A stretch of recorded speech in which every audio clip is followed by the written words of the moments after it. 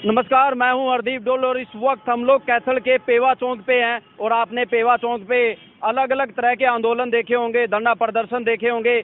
मेरे साथ जो पीछे ये किसान खड़ा हुआ है, आज आप इनको देख पा रहे होंगे कि बेड़ियों में इन्होंने खुद को जकड़ा हुआ है और किस प्रकार का ये धरना प्रदर्शन है, इनसे हम बात करेंगे। लेकिन उससे पहले मैं थोड़ा सा आपको ब्रीफ कर देता हूं कि पिछले काफी समय से आपने देखा होगा, खासकर पिछले 2 साल से किसान लगातार सरकार से नाराज हैं, आंदोलन कर रहे हैं।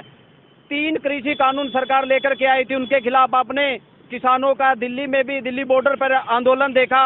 एक समय बीता, साल से भी ज्यादा का समय बीत चुका था। उसके बाद सरकार ने आखिरकार किसानों की बात मानी और तीनों कृषि कानून वापस लेकर के गई। अभी उसी दौरान एक किसानों के लिए एक बिल लेकर के आई, भूमि अधिग्रहण बिल, जिसमें 2013 में संशोधन किया गया था।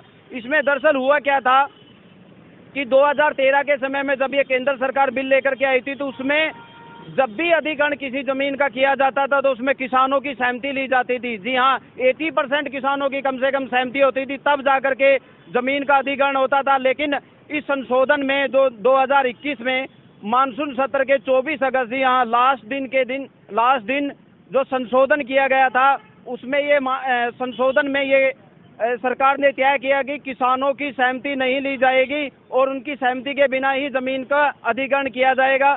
उसी को लेकर के ये प्रदर्शन है। और दूसरा, नागरिकता बिल में जो संशोधन किया गया है, साथ में उसको लेकर के भी ये किसान साथी धरना प्रदर्शन कर रहे हैं और साथ में भूख हड़ताल है। बेड़ियों से इन्होंने खुद को जकड़ा है। आइए बात कर लेते हैं कि पूरी इसकी डिटेल जान लेते हैं कि क्या खामियां इन दोनों के अंदर और क्यों ये आंदोलन कर रहे हैं, या फिर आगे कैसा कुछ होने वाला है। जी हाँ, जसविंदर अरसोड़ा है इनका नाम। आपने इनको पहले भी देखा होगा कि पेवा चौक पे इन्होंने किसानों के लिए खाद को लेकर के आंदोलन किए थे। उस दौरान भी जब तक समस्या नहीं सुलझी थी तब तक ये अनशन पे बैठे थे। आज फिर से एक दिन का अनशन किया है। आइए बात कर लेते हैं इनसे। जसविंदर, सबसे पहले तो ये बताइए, जो दोनों कानून को आपने का विरोध कर रहे हैं, उनमें आपको क्या खामियां नजर आ रही है? देखिए, सबको नमस्कार, आपके दर्शकों को। इनमें खामियां ही खामियां है। मैं भूमि अधिग्रहण बिल 2021 के बारे में बताना चाहता हूं। इससे पहले 1894 में भारत में अंग्रेजों का राज होता था अपने में, तो उस समय अंग्रेज एक यही बिल लेके आए थे। उसमें क्या था, हमारे बुजुर्गों से हमारी जमीन सस्ते रेटों में खोस ली जाती थी। उसके बाद आंदोलन चलते रहे। 1947 में अपना देश आज़ाद हो गया, फिर आंदोलन चलते रहे। 2013 में भारत सरकार एक भूमि अधिग्रहण बिल लेके आई। वो किसानों के लिए कुछ हद तक अच्छा था। क्यों अच्छा था? उसमें कहा गया कि अगर सरकार को जमीन चाहिए तो उसमें 70% किसानों की सहमति की जरूरत थी। 80% था उसमें, वैसे इतना मैंने पढ़ा। इसके बारे में हो सकता है मुझसे गलती हो। 80% किसानों के। दूसरी सेक्शन 4 और 6 के तहत नोटिस भेजे जाते थे। जी, मैं थोड़ा सा बता देता हूँ। जैसे अगर जमीन 5,000 एकड़ है, उसको सरकार को अपने इस्तेमाल के लिए अधिग्रहण करना है, तो उसमें जो जमीन के मालिक है, जो किसान है, उनकी 80% उनकी संख्या होनी चाहिए जो उसमें सहमत हो, तब जाकर के उसका अधिग्रहण होता था। अब उसमें बदलाव कर दिया गया है, उसी को लेकर के करें। आगे मैं इनकी बात को जारी रखने की बात अपील करूंगा। हाँ, मैं ये 2013 की बता रहा हूँ। उसके बाद कलेक्टर रेट का शहर के नजदीक 2 गुना और शहर से गाँव दूर था उसका 4 गुना दिया जाता था। और जो जमीन रिक्वायर होनी थी, अगर उस पर कोई प्लाट या जगह बनाई हुई थी तो उसका 100% मुआवजा दिया जाता था। लेकिन अब बदलाव हुआ है 2021 में, हरियाणा सरकार ने जो बदलाव किया है उसमें क्या नुकसान है। जो 70% किसानों की सहमति की आवश्यकता थी, आप 80% कह रहे हैं, उसकी सहमति की कोई जरूरत नहीं है हरियाणा में। दूसरा, सेक्शन 4 और 6 के तहत आपको नोटिस नहीं भेजा जाएगा। तीसरा, शहर के नजदीक 2 गुना और शहर से जो दूर गांव थे उनका 4 गुना में एक, और उसमें शर्त लगाई थी कि कम से कम 35 किलोमीटर चाहिए। अब अगर मैं अपने कैथल की और जींद की बात करूं तो 35 किलोमीटर में बहुत कम आते हैं, सारे 25-30 किलोमीटर तक आ जाते हैं, तो 4 गुना कहाँ से मिलेगा।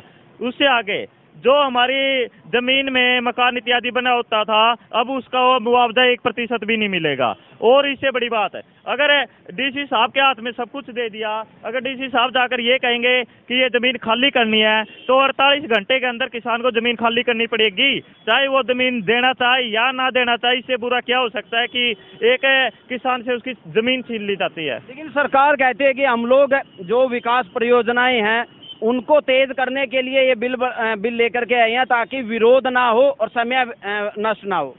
नहीं, इन सरकार का मकसद है सिर्फ पूंजीपतियों के लिए, ना कि किसान के लिए। ठीक है, अगर उनको जरूरत है मानते हैं, लेकिन किसान को उसकी पूरी पेमेंट तो दे, ताकि वो अगर कहीं बाहर जाकर खरीदे तो उसके पास कुछ रुपए तो हो। अब हमारी जमीन वैसे तो करोड़ों की है, बेशकीमती कीमत होती है, क्योंकि बुजुर्गों ने आज तक उसको किया, और कहाँ अब वो थोड़े पैसे देके हमसे जमीन की छीन ले जाती है। लेकिन जसविंदर, आप अकेले बैठे हो, किसान, बाकी किसान क्यों नहीं इसका विरोध कर रहे?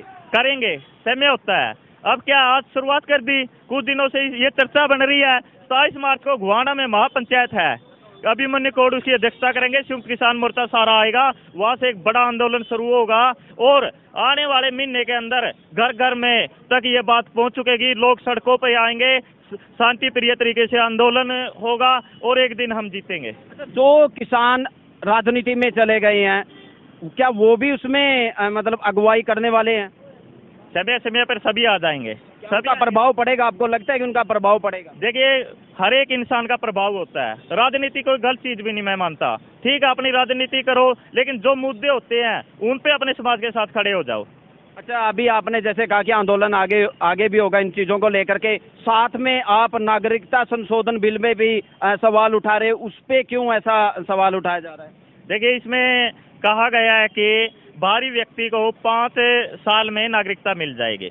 सुनने में आया कि 10 लाख के करीब बाहर के रहते हैं, गुड़गांव उस साइड में ज्यादा रहते हैं। जब 10 लाख लोगों को यह नागरिकता मिल जाएगी तो हमारी हर एक चीज पे असर पड़ेगा, मजदूरी पे भी असर पड़ेगा, या और भी जो चीजें हैं, नौकरियां, जैसे 75% की अब आया था, जनसंख्या एक बड़ी समस्या है। हाँ। और अब बाहर के लोग अगर हमारे हरियाणा में ऐसा करेंगे तो हमारे बच्चों पे भी असर पड़ेगा, वो नौकरियों पे भी आगे आने वाले दिनों में नौकरियों के भी हकदार होंगे, हर एक चीज के हकदार होंगे वो। मैं थोड़ा सा उस पर ही बता देता हूँ आपको। पहले ये समय था, 11 साल था, 11 साल के बाद नागरिकता मिलती थी, और उसके भी नियम होते थे अप्लाई करने के।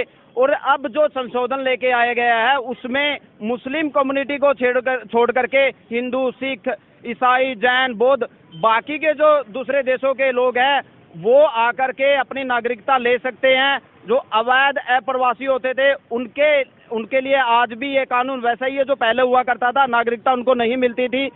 अब आगे क्या, कैसे देखते हो? क्या दोनों की आवाज साथ में उठाई जाएगी, किसानों के मुद्दे और नागरिकता वाले, या फिर ये अलग अलग रहेंगे? सभी जो भी हरियाणा की समस्या है एक साथ होकर आंदोलन शुरू होगा। 27 मार्च को गुहाना से इसकी शुरुआत होगी। ये दोनों की लड़ाई साथ में लड़ी जाएंगी। इसके साथ एमएसपी भी होगी, और भी होंगे मुद्दे। नहीं, वो किसानों के मुद्दे हैं, साथ में नागरिकता वाला। ये भी तो किसान ही है, मजदूर कौन है? किसानी का तो आस है, उस पर भी तो प्रभाव पड़ रहा है, या किसान खुद को भी तो असर पड़ेगा। अब बाहर के आके हमारी नौकरियों पे कब्जा करेंगे, हमारे और चीजों पे जो भी सुविधाएं मिल रही है पीडीएस के माध्यम से या किसी हर एक चीज पे तो डाका है। किसान ही देश की रीढ़ है। अगर कोई भी हमें दिक्कत दिखेगी तो हम उसको आंदोलन करके वापस जरूर दिलाएंगे। ये आपका जो आंदोलन है ये कब तक चलने वाला है? आज सिर्फ ये मीडिया के माध्यम से हम लोगों को जागरूक करना चाहते हैं। परली 5-4 जिले जागरूक हो चुके हैं। अपने कैथल में हम कोशिश कर रहे हैं जल्दी जागरूक हो जाएं, और संयुक्त किसान मोर्चा से हाथ जोड़ के प्रार्थना करता हूं जो कैथल जिले की है, इस आवाज को उठाए, क्योंकि संगठन में बहुत शक्ति होती है। अकेला व्यक्ति कुछ इतना कर नहीं सकता, लेकिन अगर संगठन इसको आवाज को उठाएंगे तो जल्दी घर घर तक बात पहुंचेगी। अभी शासन प्रशासन के लोगों से आपकी कोई बात हुई है? वो मिलने आए आपसे?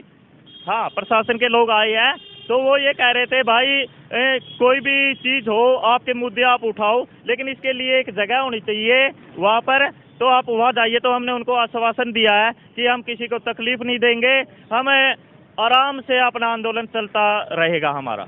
जी धन्यवाद। जी हाँ दोस्तों, ये थे जसविंदर अरसोड़ा, जिन्होंने किसानों के लिए काफी लंबे समय से आवाज उठाते आ रहे हैं। इस इंटरव्यू को लेकर के आपका क्या कुछ कहना है, कमेंट बॉक्स के माध्यम से हमें जरूर बताएं और इस वीडियो को आप शेयर करना ना भूलें। फिलहाल के लिए दोस्तों इतना ही। मैं हूं हरदीप डुल। जय हिंद, जय जवान, जय किसान।